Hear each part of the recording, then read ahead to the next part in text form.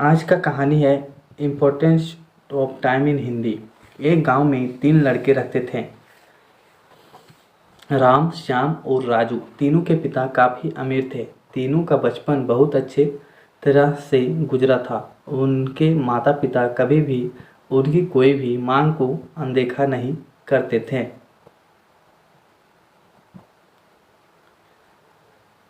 राम के पिता सरपंच थे, श्याम के पिता एक कारोबारी थे और राजू के पिता एक किसान जमींदार थे। छोटी उम्र से ही उन सबको लाड प्यार ने ऐसा बना दिया था कि ना तो उनको मेहनत का पता था और ना ही उनको समय की परवाह थी। अक्सर वह सारा दिन बस घूमते रहते थे।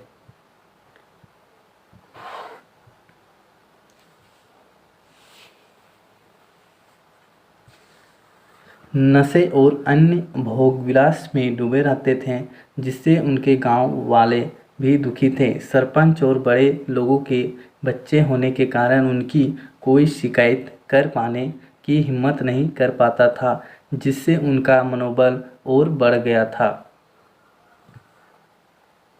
एक दिन उनके गांव में बहुत तेज बारिश हुई, जिसमें सब लोगों को नुकसान हुआ, जिसमें इन तीनों के पिता भी थे। लेकिन इतना कुछ होने के बाद भी उनके बेटों का वही हाल था। वो बस घूमते रहते, नशा करते, भोगविलास करते रहते थे।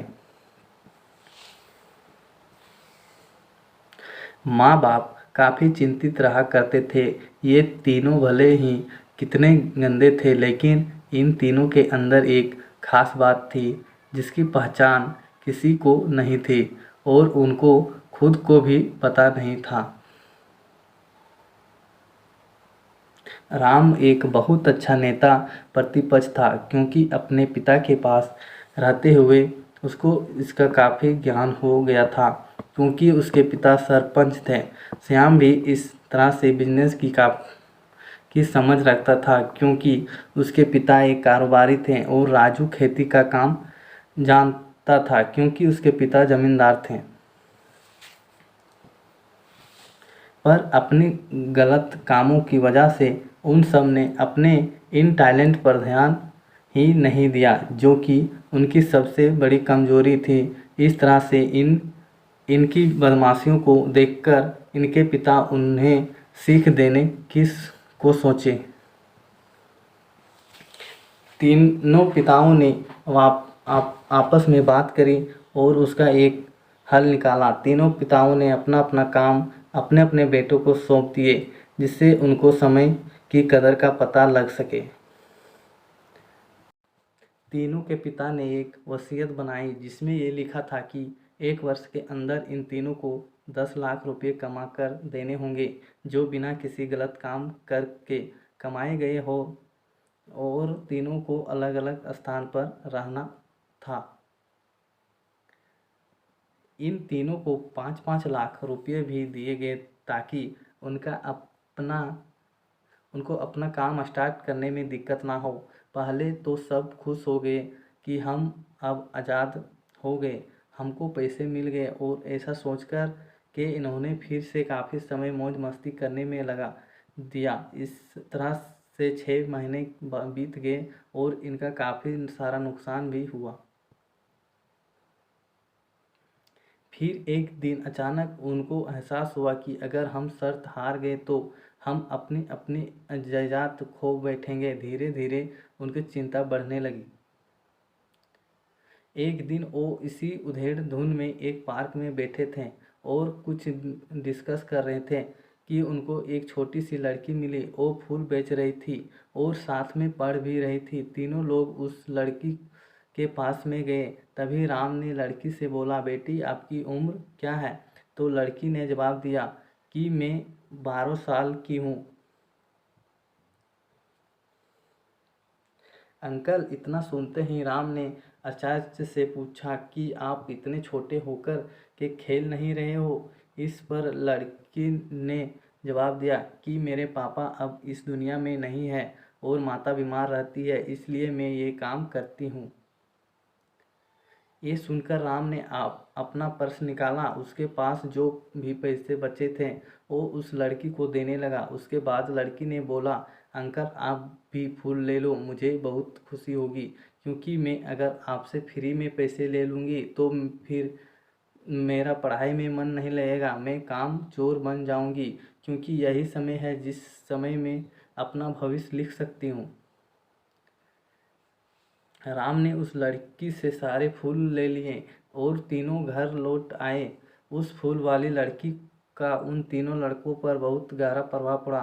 रात भर उन तीनों ने उस बच्ची के बारे में सोचते रहे और उन्हें एहसास हुआ कि वो तीनों कितने गलत थे। तीनों ही दोस्तों को एहसास हुआ कि आज भी उनके पास 6 महीने का समय है अपने पिता के दिए गए काम को पूरा करने का और भविष्य बनाने का।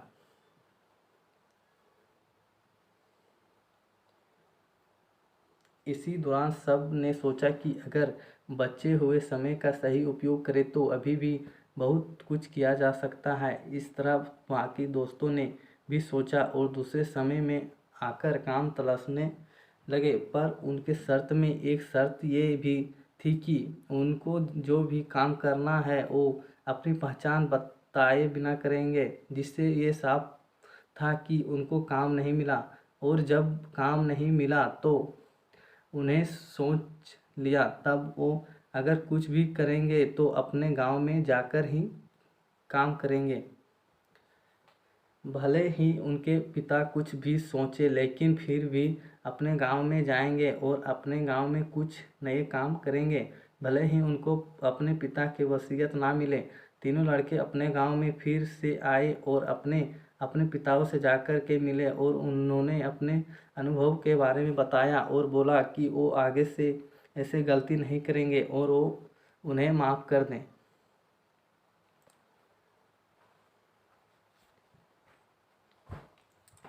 लेकिन पिता तो शर्त पे ही अड़े थे। लड़कों को कोई दया नहीं मिली। तीनों को फिर से दुख हुआ कि तीनों को अपनी गलती का एहसास होने के बाद भी उनके पिता उनका सपोर्ट नहीं कर रहे हैं और फिर से वो रात भर सोचते रहे कि अब क्या किया जाए। तीनों ने मिलकर अपने बाकी पैसों को सही ढंग से सही जगह लगाकर गांव को एक नया रूप दे दिया। उनकी कड़ी मेहनत से गांव के लोग क्या दूसरे शहरों के लोग भी उनके तारीफ करने लगे। उनका गांव तरक्की करने लगा। नई तकनीकों के कारण हर वर्ग के लोगों से उनका जुड़ाव होने लगा और एक समय आने के बाद उनके पिताओं ने भी उनको माफ़ कर दिया।